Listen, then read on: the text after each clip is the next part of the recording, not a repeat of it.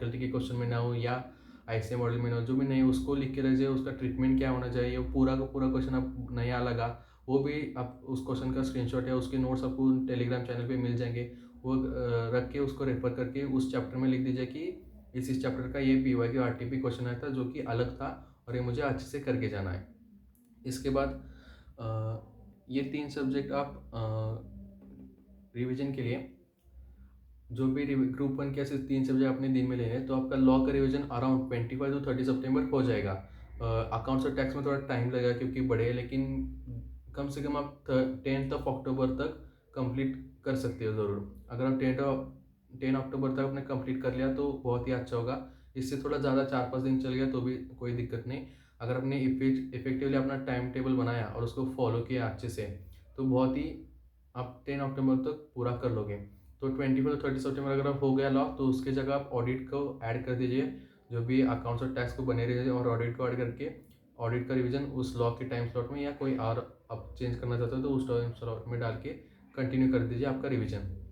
तो let's assume कि 10 अक्टूबर तो अकाउंट और टैक्स का हो जाता है, लॉ का हो जाएगा और अपने ऑडिट का स्टार्ट कर दिया, तो उसके बाद आप ग्रुप 2 का रिवीजन स्टार्ट कर सकते हैं। उसमें आप टाइम टेबल क्या लेते थे, सुबह 8 से 10 कॉस्ट कर लिया आपने, 10 से 12 ऑडिट कर लिया, 12 से 2 FM कर लिया, 2 से 3 साढ़े 3 तक ब्रेक ले लिया, उसके बाद फिर से 5 बजे तक फिर से ऑडिट कर लेना, 7 बजे तक मतलब रात के टाइम में प्रैक्टिकल सब्जेक्ट रखना ताकि उसको आप सॉल्व कर सको। तो 7 बजे तक कॉस्ट कर लिया, 9 बजे तक FM कर लिया। इस तरीके से आप 2-2 घंटे के स्लॉट्स लगा सकते हो, सुबह एक रात को एक हर एक सब्जेक्ट के, ताकि आपके अच्छे से रिवीजन हो जाए। ऑडिट में आपको थोड़ा ज़्यादा रिवाइज करना पड़ेगा। कॉस्ट में अगर आपने स्टार्टिंग में क्वेश्चन सॉर्टिंग कर लिए तो रिवीजन में दिक्कत नहीं आएगी, क्योंकि क्वेश्चन प्रैक्टिस कॉस्ट में भी करनी बहुत ज़रूरी है, क्योंकि आपको कम टाइम में क्वेश्चन करने हैं 100 मार्क्स के, तो क्वेश्चन प्रैक्टिस जरूर कीजिए। ऑडिट की 3 से 4 रिवीजन लगेंगी, तो ऑडिट जैसे अपने लॉ खत्म है तो जल्दी से ऑडिट स्टार्ट कर दिया अच्छे से। पूरे पहला रिवीजन आपका क्वालिटी रिवीजन होना चाहिए।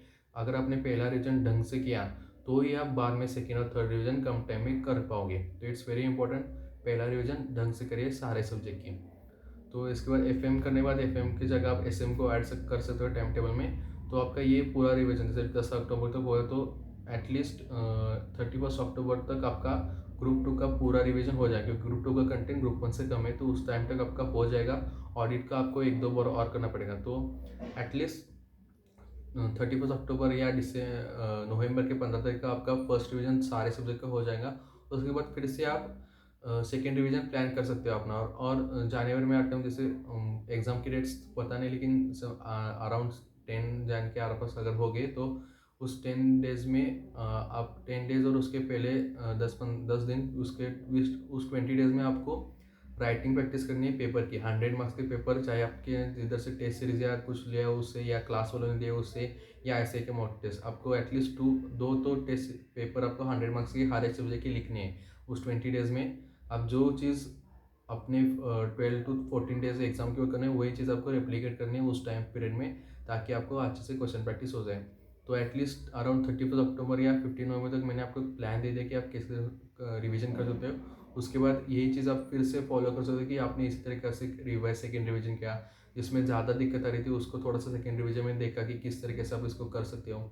ऑडिट के 3 से 4 रिवीजन करें तो सेकेंड थर्ड रिवीजन के वक्त ऑडिट को थोड़ा ज़्यादा टाइम दीजिए, क्योंकि उसमें आपको बहुत सारा रट्टा तो करना ही पड़ेगा, क्योंकि उसको याद रखने के लिए रट्टा मारना पड़ेगा।